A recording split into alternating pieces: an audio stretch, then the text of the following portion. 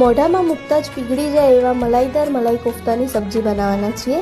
તો કોફતા બનાવવા માટે અહીંયા મેં 5 થી 6 બટેકાને બાફીને એકદમ ઠંડા કરી લીધા છે। હવે મેશ કરીને આપણે એમાં અડધી ચમચી મરી પાવડર, 1 ચમચી લાલ મરચું પાવડર, સ્વાદ પ્રમાણે મીઠું, 1 લીલું મરચું ઝીણું કટ કરેલું, 100 ગ્રામ પનીરને છીણીને એડ કરી લઈશું। હવે એમાં આપણે થોડી કોથમીર એડ કરીને મિક્સ કરી લઈશું। મિક્સ થઈ જાય એટલે અહીંયા હું બાઇન્ડિંગ માટે મેંદો યુઝ કરું છું। જો તમારી પાસે મેંદો ના હોય તો ચોખાનો લોટ પણ તમે યુઝ કરી શકો છો। જે આપણે ટોસ ખાઈએ છીએ એનો ભૂકો પણ તમે એડ કરી શકો છો। લોટ બંધાઈ જાય એવું સ્ટફિંગ રેડી થાય એટલે આપણે કોફતા વાળવા માટે થોડું સ્ટફિંગ હાથમાં લઈ લઈશું। હવે એમાં આવી રીતે ટિક્કીનો શેપ આપીને વચ્ચેથી થોડું ઊંડો ખાડો પાડીને કાજુ આપણે ભરવાના છે। જો તમે પનીરનું સ્ટફિંગ પણ એડ કરી શકો છો, દ્રાક્ષ પણ ભરી શકો છો અને કંઈ પણ ના એડ કરવું હોય તો પણ એમનામ બનાવી શકો છો। તો આપણે કોફતા વાળીને મેદામાં કોટ કરી લઈશું। એવી જ રીતે હું બધા કોફતા રેડી કરી લઉં છું। હવે તેલ આપણું ગરમ થઈ ગયું છે તો કોફતાને ફ્રાય કરીશું। તેલ બરાબર ગરમ થાય ત્યારે જ આપણે કોફતાને તળવાના છે અને કોફતા જ્યારે બી તળો ત્યારે તરત એને નથી હલાવવાના, નહીં તો કોફતા તૂટી જશે।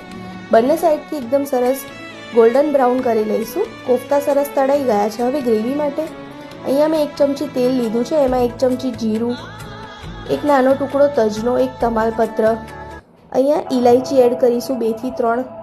હવે આપણે 4-5 કાળા મરી અને 2-3 લવિંગ એડ કરી દઈશું। 1 નાનો ટુકડો આદુનો અને 4 થી 5 લસણની કળી એડ કરીશું। 3 ડુંગળીને મેં રફલી ચોપ કરી લીધી છે અને 4 મીડિયમ ટમાટરને કટ કરી લીધા છે। આપણે મિક્સ કરી લઈશું। અત્યારે હું જે સબ્જી બનાવું છું એમાં તમે 4 જણને આરામથી સર્વ કરી શકો છો। સ્વાદ પ્રમાણે મીઠું એડ કરી દઈશું અને 5 થી 6 આપણે કાજુ એડ કરવાના છે। કાજુ એડ કરીને મિક્સ કરી લઈશું અને ટામેટાં સોફ્ટ થાય ત્યાં સુધી આપણે એને 5 થી 7 મિનિટ ચડવા દેવાનું છે। ટામેટાં આપણા એકદમ સોફ્ટ થઈ ગયા છે અને ગ્રેવી પણ ઠંડી થઈ ગઈ છે, તો ગ્રેવી કરી લઈએ। ગ્રેવી આપણી રેડી થઈ ગઈ છે। હવે મલાઈ કોફતા માટે આ સ્ટેપ કરવો ખૂબ જ ઇમ્પોર્ટન્ટ છે।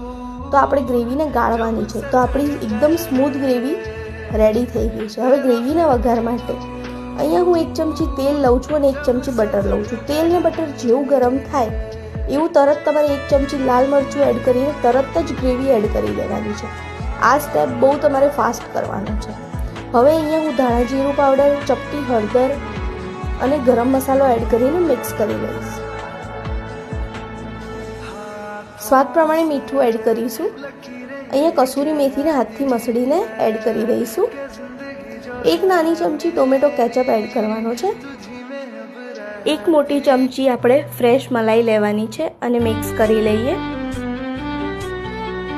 સરસ મિક્સ થઈ જાય એટલે આપણે એમાં અડધી ચમચી ખાંડ એડ કરવાની છે। હવે આપણે એને મિક્સ કરી લઈશું અને 5 થી 7 મિનિટ આપણે એને ચડવા દેવાની છે। ગ્રેવી આપણી સરસ ચડી ગઈ છે તો આપણે મલાઈ કોફતા માટે મીડિયમ થીક કન્સિસ્ટન્સી રાખવાની છે। જ્યારે તમે સબ્જીને સર્વ કરો છો ત્યારે કોફતા સાથે સર્વ કરો એટલે એની ગ્રેવી વધારે થીક થશે, તો આપણે મીડિયમ જ રાખવાની છે। હવે હું અહીંયા ઉપરથી થોડી કોથમીર એડ કરીશ અને ઉપરથી આપણે થોડું ફ્રેશ ક્રીમ એડ કરીશું। તો આપણી રેસ્ટોરન્ટ સ્ટાઇલ મલાઈ કોફતાની સબ્જી રેડી છે। તમે પણ ટ્રાય કરો અને એન્જોય કરો।